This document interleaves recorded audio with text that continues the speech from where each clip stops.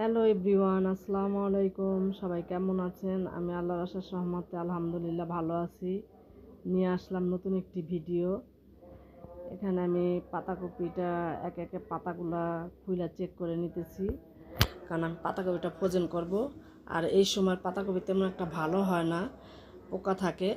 আমি সবসময় শীতের মধ্যে একটু ফ্রোজেন করি, তাই এবার আর নানান ব্যস্ততার কারণে করা হয়ে ওঠে নেই, তাই এখন করা হইতেছে। তা আমি কিছু পাতাকপি আর কিছু সিম ফ্রোজেন করব। দেখা যায় পাতাকপি তো সারা বছরই পাওয়া যায়, কিন্তু ওগুলা খাওয়া হলো এক স্বাদ লাগে, আর এই যে এখনকার সিজনের পাতাকপি খাওয়া হলো আর এক স্বাদ। আমি যে সবটা দেখে দেখে নিলাম, কাইটাও নিলাম।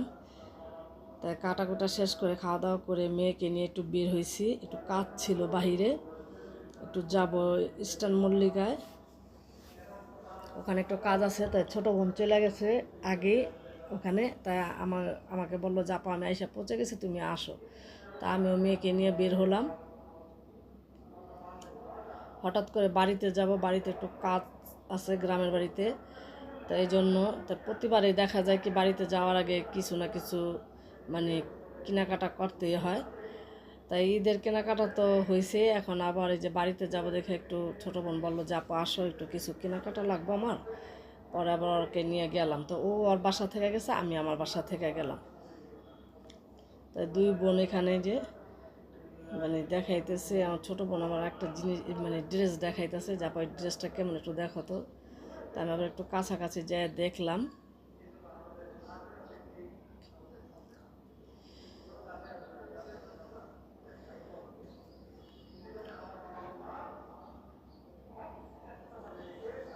তা কেনাকাটা বেশি না, সামান্য কেনাকাটা শেষ হয়ে গেছে। এখন আমরা বের হইতেছি।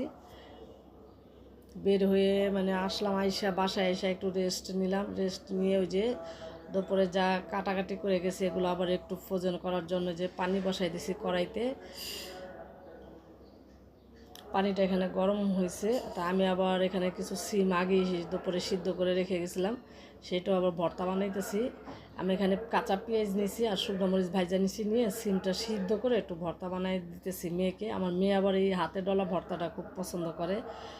আমার আবার পাটায় বাটা ভর্তা ভালো লাগে, তো আবার পাটায় বাটলেও খাইতে চায় না, তাই ওর জন্যই হাতে ডইলা ভর্তা বানাইছি। ভর্তা বানাই দিয়ে মেয়েকে খাবার দিয়ে আমি আবার এখানে আসলাম। এখানে পানিটা গরম হয়েছে পর আমি সামান্য একটু চিনি দিয়ে দিলাম। চিনিটা দিলে হয় কি চিনিটা দিয়ে আমি একটু লাড়াচাড়া করে দিতেছি। আর চিনিটা দিলে হয় কি সিমের যে সবুজ কালারটা ঠিক থাকে, এই জন্য একটু চিনি দেওয়া। আমি অল্প কিছু সিম নিয়েছি এখানে যে ফ্রোজেন করার জন্য।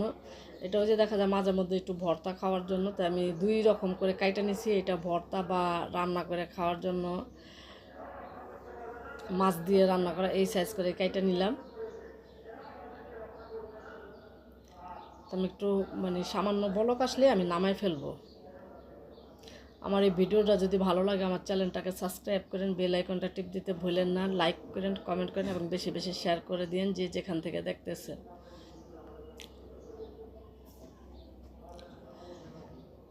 এই যে বলক আইসা পড়ছে, এখন আমি নামাই ফেলবো।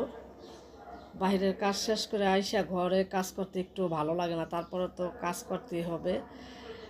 যেখানে জালিতে আমি ঠান্ডা দিয়েছিলাম, ঠান্ডা হওয়ার পরে এখন আমি যে ওয়ান টাইম বক্সে করে ডিপে রেখে দেব।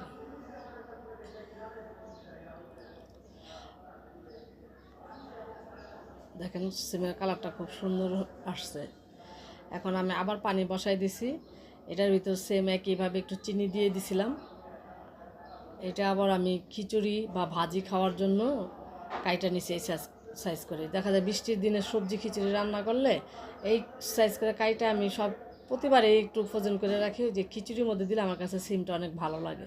তা আমি কিছু দিব, খিচুড়ি রান্না করে খাবো, আর কিছু হলো ভাজি করলে ভাজির মধ্যে দিব।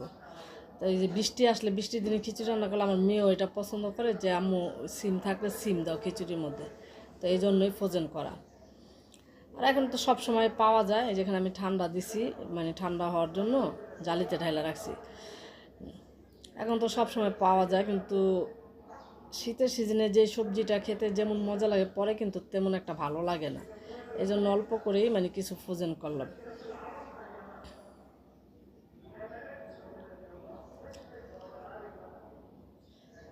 তারপর ঘরে একটু মিষ্টি কুমড়া ছিল, সেটা আবার ভাজি করে নিতেছি।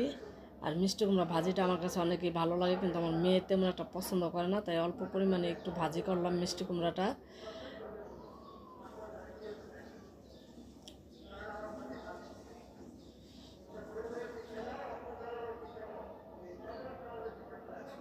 আর এখানে যে ঘরে কিছু পাউরুটি ছিল, আমার মনে ছিল না, তাই মেয়ে আবার বলতেছে আম্মু পাউরুটিগুলো ডিম দিয়ে একটু ভাইজা দাও, তাই মেয়েকে আবার একটু ভাইজা দিতেছি।